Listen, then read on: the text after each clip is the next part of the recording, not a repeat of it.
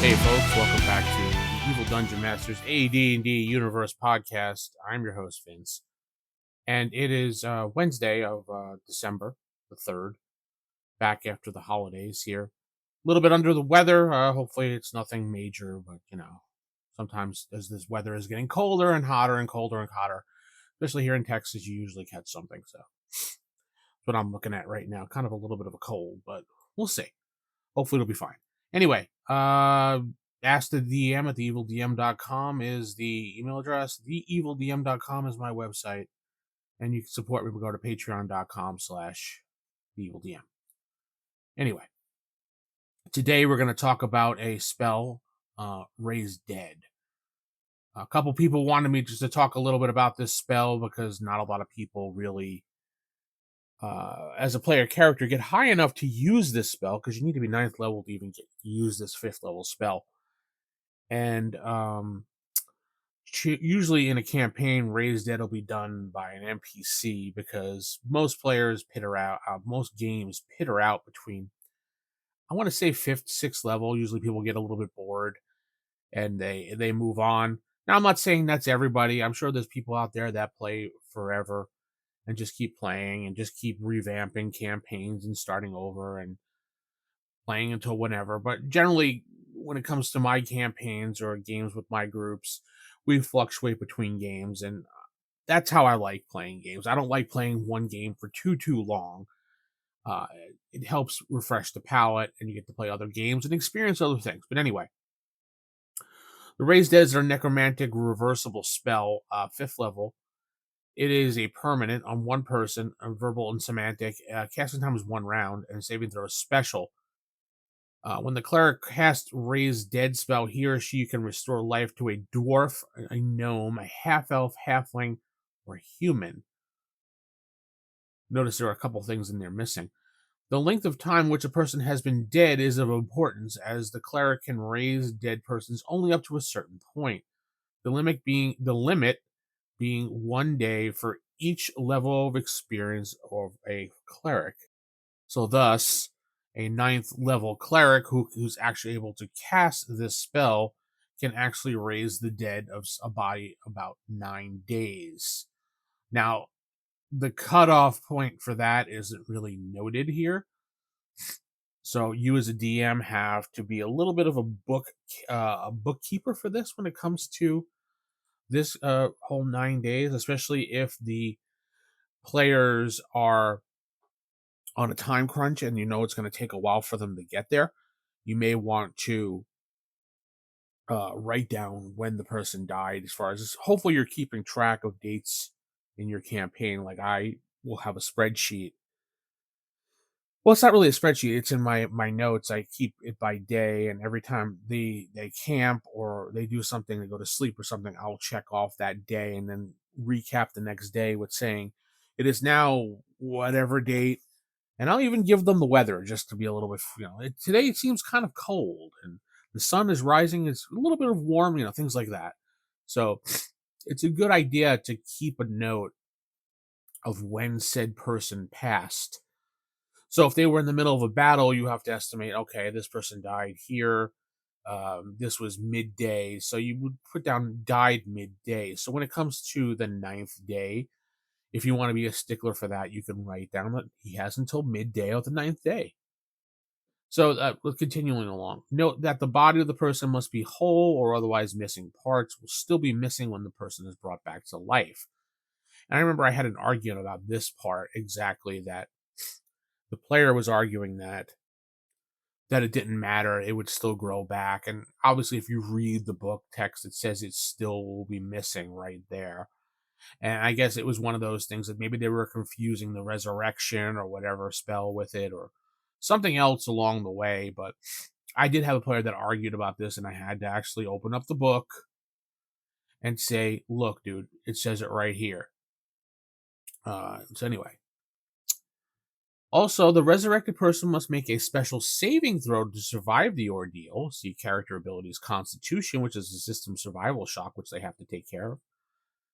Furthermore, the raised person is weak and helpless in any event, and he or she will need 1 full day of rest in bed for each day she was dead. So if you were dead for about 9 days, you'd need 9 days of rest to even get back to your normalness. So the semantic component of this spell is a pointed finger. Interesting. I like that. The reverse of the spell, Slay Living, allows the victim a saving throw, and if it is successful, the victim sustains damage equal only to that caused by a Cure Serious Wound spell. So 3 to 17 hit points. Interesting. An evil cleric can freely use the reverse spell. A good cleric must exercise extreme caution in employment because being absolutely certain that the victim of the Slay Living spell is truly evil, and that his or her death is a matter of great necessity and for the good. Otherwise, the alignment of the cleric will sharply change.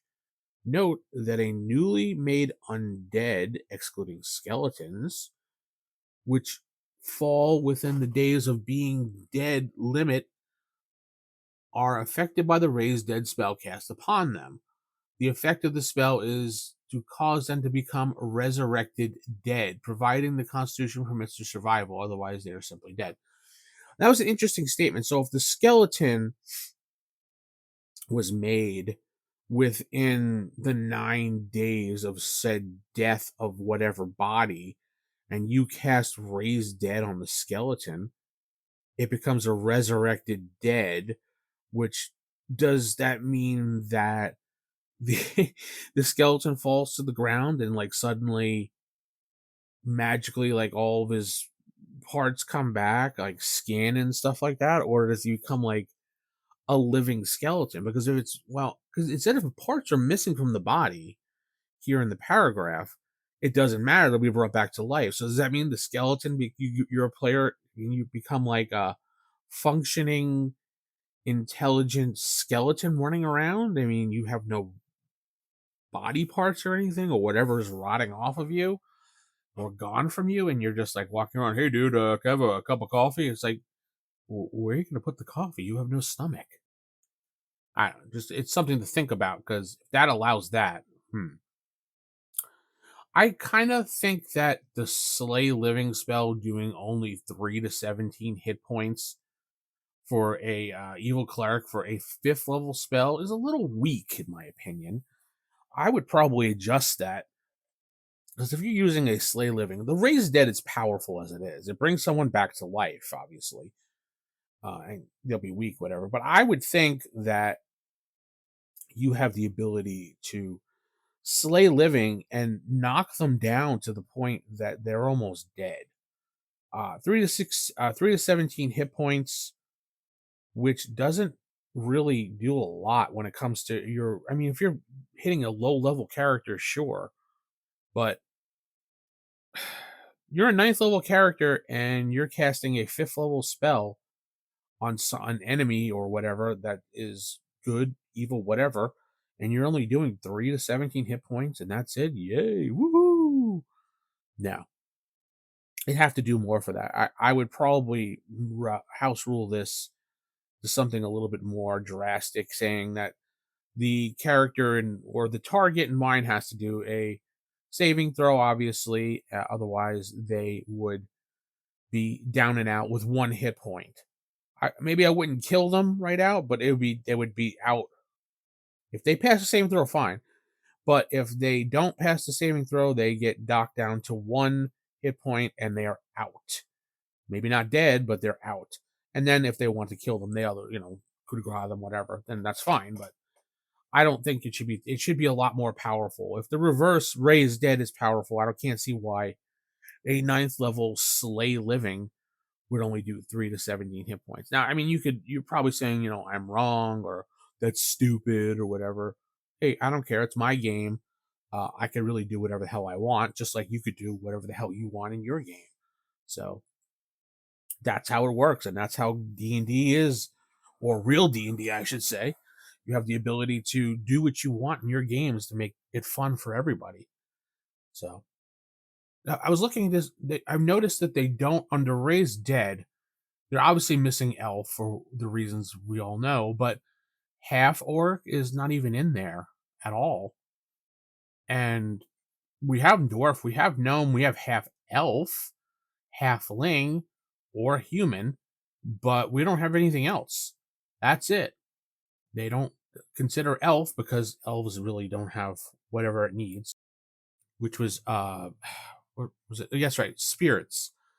They considered that elves didn't have souls, though a half elf apparently has a soul because they're half human. Though I would say they were half elves, that means they have half a soul, so which is enough to bring them back. Yeah, elves are considered in AD&D lore because they have spirits, not souls. So souls are permanent and eternal, but it can be recalled from the afterlife by a raised dead spell, which spirits are temporarily and destined for reincarnation or different types of afterlife, making them kind of immune to the specific spell. So I'm guessing that a half orc falls under this as well. I'd have to look that up. And I did a quick look because I paused and I wanted to make sure, but I was right. Half orcs do fall under the whole have spirits, and they also can't be resurrected as well due to that clause. But as many people have said, after doing a little research, when it comes to these things for AD&D, it generally falls under the in Greyhawk world or Greyhawk realm when it comes to it, because I guess Forgotten Realms had changed a few things when things moved on. Anyway, it's also your campaign, so if you really want to add half orcs or elves to raise dead, that's perfectly fine in your game, as long as your group is fine with it, and I'm pretty sure most groups will be. But I don't know. Tell me what you think in the comments of the raise dead spell and how it was used in your group and what you ruled or did. Now I know in later editions they may have changed things, and uh, I'm focusing on AD&D 1E here, not even 2E. So before you go yelling at me, because I know 2E changed things, because I don't even think half orcs were a thing in 2E. I'm not even sure. I never played 2E to that extent. Anyway, with that said, I'm going to head out. Hopefully you have a great week. Keep it original, keep it old school. Good night, and God bless everybody.